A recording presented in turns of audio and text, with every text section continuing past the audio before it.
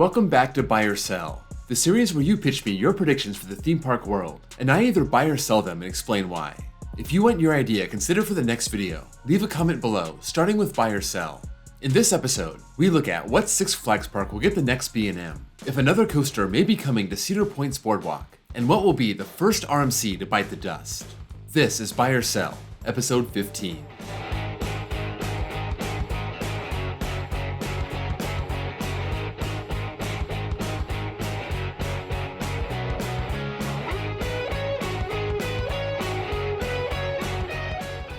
Let's start with Keith's transit experiences. Canada's Wonderland will be the next park to have 20 coasters around 2030.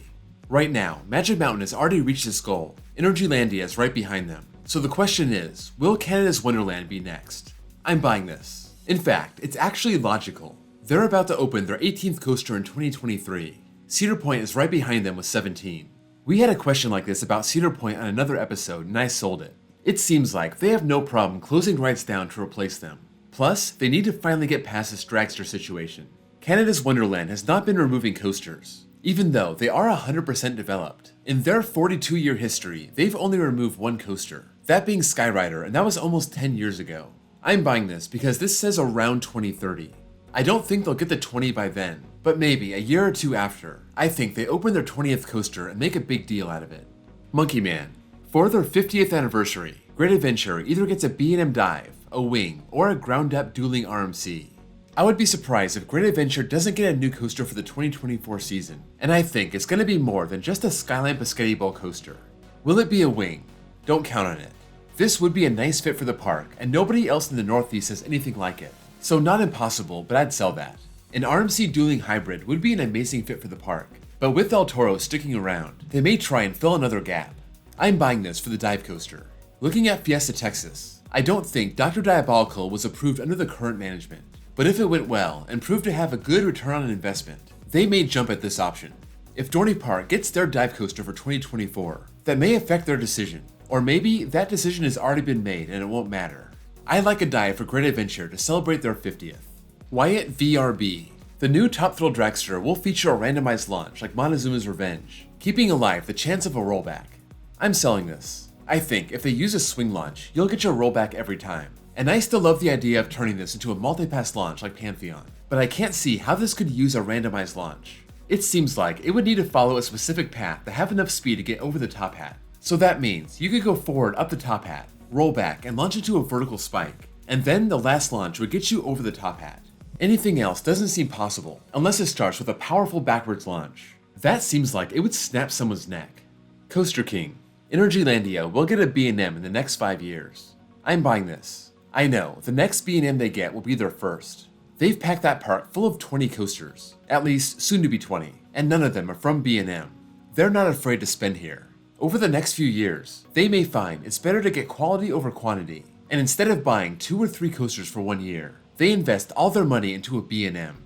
They have so many gaps, so it could be any model. Maybe not a hyper or an invert, but a wing, surf, dive, or the one that I keep banking on, a Giga.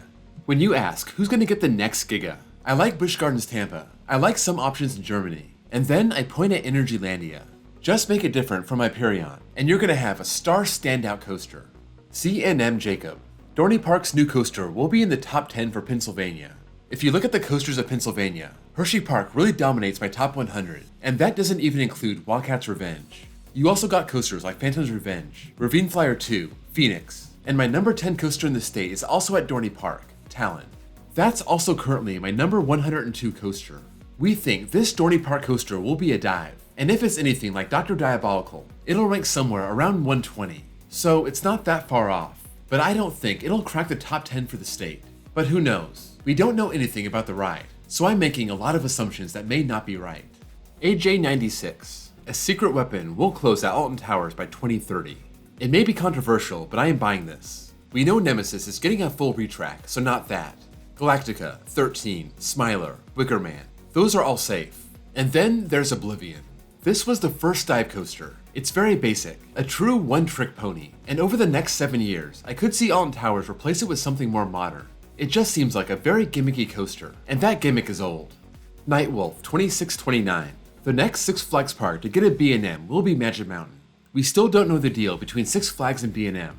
As I said, I don't think Dr. Diabolical was greenlit by the current management, but it could serve as an example of the benefits of B&M. Either way, I have to sell this. I would put my money on Great Adventure to be next, but Magic Mountain could have a B&M in their future. I love the idea of a 200-foot dive coaster for their biggest parks, but don't sleep on the Vekoma Tilt Coaster. We will have to see how reliable the new ones are. If they aren't plagued with downtime, maybe Six Flags takes a flyer on them. Back to the dive coaster. I think this is the only B&M option for Magic Mountain. I know, they could use a B&M Giga in the worst way, but I could actually see a 200-foot dive like Griffin. Coaster speed. Lightning Rod will be the first RMC to close. This is such an interesting question. It seems almost impossible for an RMC to close down, but it will happen eventually, so we will have to examine the reasons why it could happen. New Texas Giant is the oldest one, but that one's not going anywhere. My first thought was one of the Raptor prototypes, either Railblazer at California's Great America or Wonder Woman at Fiesta, Texas. California's Great America is closing down in the future, but this will probably find a new home, and it should live a long, happy life. I could see, maybe 20 years from now, either one of these coasters running its course and being scrapped. Next, you have to consider the RMCs in parks that may be in danger of closing down. I don't see any hybrid at a park that's on thin ice. Kentucky Kingdom is part of the Hershey chain now, so it's probably more stable than it was before. Fun Spot Atlanta has been around for over 30 years, and it seems to only be getting better. Energylandia could possibly flame out, and that would be the end for Zadra, but I wouldn't count on that happening. Wildfire was in serious danger of being scrapped because of government regulations, but it seems to have survived that scare. So now, let's look at Lightning Rod. This has been a maintenance headache since the start. It didn't take long to get a major retrack, replacing the topper track with steel track. This was such a massive investment. It's such a popular coaster. Dollywood is proud of this project. They will do everything to keep it around. But if you remember, Volcano was a crowd favorite and an icon for King's Dominion. And because of the stress on the track and the mechanics of the launch, Cedar Fair had to pull the plug. I think that will eventually happen to Lightning Rod, so I'm buying this. Maybe 10 or 20 years down the road, it could reach its breaking point. And where the more traditional RMCs are still going strong, Lightning Rod may be done for. To me, it's either going to be this or one of the original Raptors. But either way, I don't think it's going to happen anytime soon.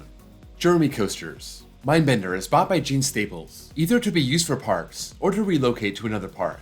I'm buying this. I don't think anyone can pass up a chance to buy parts from a Schwarzkopf coaster. Those have been out of production for almost 40 years, so I'm sure Mindbender will be harvested for its parts. For those of you who don't know, this was a coaster at the West Edmonton Mall, and just last month, they announced it would be closed forever. I would love to see Gene Staples buy this and move it to one of his parks. Probably Niagara, but maybe Clementon. But I heard the ride was built into the building, so it may be hard to move. But I don't think it's impossible to design new supports for it either. If I had to guess, the parts find a new home, but we've seen the last of Mindbender. Coaster Merrick. Minnesota will be home to an elite coaster by 2030. When you look at the options for Minnesota, you're really looking at Valley Fair and Nickelodeon Universe. There may be another park that pops up out of nowhere and builds an RMC hybrid, but I would never bet on that. Nickelodeon Universe is all indoors and pretty packed as it is, so I don't think there's any chance of an elite coaster coming here. It's not impossible for an indoor park to have an elite coaster.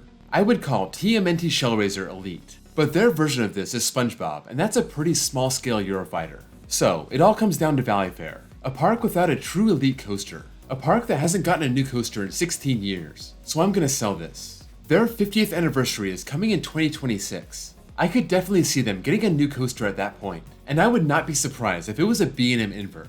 To be an elite modern coaster, I would say you have to be a B&M Hyper or a Giga, an RMC Hybrid, an Intamin Launch or Mega Coaster, or a Mack Hyper or Multi-Launch or Extreme Spinner. I don't see those happening for Valley Fair. Maybe the Mack Multi-Launch, but that's a stretch. That being said, even a B&M invert would be an awesome addition for the park and the state. Theme Park Nerd. Mack Extreme Spinners become a huge hit with parks, on the level of B&M Hypers. Back in the 2000s, we saw an explosion of B&M Hypers, first from Six Flags and then from Cedar Fair. These were not cheap. B&Ms are expensive as it is, and these are so tall and right around a mile a track, but both chains were willing to invest in them, mainly because they're so popular and reliable. Now, Mack Extreme Spinners are expensive also, but they're very marketable, and depending how crazy you make them, they have a wide appeal. Time Traveler is the most popular coaster at Silver Dollar City for good reason. All that being said, I have to sell this. I don't think it's the cost holding it back. It's the reliability. Because these will have at least one launch, I can't see parks and chains pouring money into these en masse. I could see Cedar Fair getting one of these for their big parks, but I don't see them adding one year after year like they did with the B&M Hyper. Benny AAA. GCI will eventually add inversions to their rides. I'm buying this. We see this with RMC and the Gravity Group, but GCI has played it pretty safe. At IAPA just a few years ago, they had a model showing a dueling inverting wooden coaster. I'm a bit surprised this hasn't happened yet. Maybe COVID delayed some of their plans, but it's only a matter of time. They're moving toward adding their Titan track to their new coasters, and based on those models, those inversions are steel, so I would expect this in the next 3 years at the most. Airtime enthusiasts. When California's Great America closes, Railblazer will be moved to Carowinds, replacing Vortex. I'm selling this. I don't think Railblazer will end up at Carowinds. I think there's something to be said about its capacity and the type of park that can handle a coaster that seats 8 people at a time. For Railblazer, my official prediction was King's Dominion, and I think that's as big of a park that would take this coaster. Knott's could get it, but with Wonder Woman at Magic Mountain, it's kind of underwhelming. This would obviously be a great fit at the lower tier Cedar Fair parks also, but I trust Cedar Fair to give King's Dominion a bone way more than the bottom 4. For Carowinds, Gold Striker would be the perfect addition if that was possible or plausible, but Railblazer finds another home. Travis Van Alst. Within 5 years, Cedar Point adds onto their boardwalk with a launched SNS coaster like Gale Force. As awesome as this would be, I have to sell. Gale Force is a great thrill coaster that takes up no space, just the perfect coaster for a boardwalk. But its big drawback is capacity. This can only run one train. It only seats 12 riders, and the ride is only a minute long, but loading and unloading 12 people at a time would be a nightmare. I waited long enough at Playland's Castaway Cove to ride it. I can't imagine what the wait time would be like at Cedar Point. Wild Mouse isn't going to have great capacity either, but at least they will be constantly loading riders. I don't think there's a whole lot Cedar Point can do coaster-wise for the boardwalk. They may want to stick with adding coasters anywhere else in the park. XJ May and Coaster John. Michigan's Adventure gets a new coaster by the end of the decade. The stars may actually be aligning for Michigan's Adventure. Worlds of Fun is getting a new coaster in 2023. Dorney will get a new one in 2024. And Valley Fair is celebrating its 50th anniversary in 2026. That leaves a perfect gap in 2025 that has Michigan's Adventure written all over it. That would complete the run through the bottom 4 Cedar Fair parks. If not 2025, this park is actually celebrating its 70th anniversary in 2026, so maybe Valley Fair and Michigan's Adventure get something together. This is all a fantasy. Cedar Fair's investments into Michigan's Adventure have been embarrassing, a grand total of 0 ground-up coasters since 2001. But as an optimistic coaster enthusiast, looking for any excuse to come back to Michigan's Adventure, and since Worlds of Fun and Dorney Park are ending their long coaster droughts, I think there's an outside shot that the next 3 years could be interesting for Cedar Fair's worst park. That's a wrap on episode 15. Let me know what you think of any of these topics, if you agree or disagree, and why. Also, don't forget, if you want your idea considered for the next video, leave it in the comments below, starting with buy or sell. Before you go, don't forget to drop a like. And if you're new here and love coasters, please give me a sub. I have a playlist with all of my buy or sell episodes. Also, check out my links below for my Discord server, and my second channel where I post copyright-free off-ride footage, and my baseball channel if you also happen to love baseball. Thank you all for watching, and I'll see you all next time.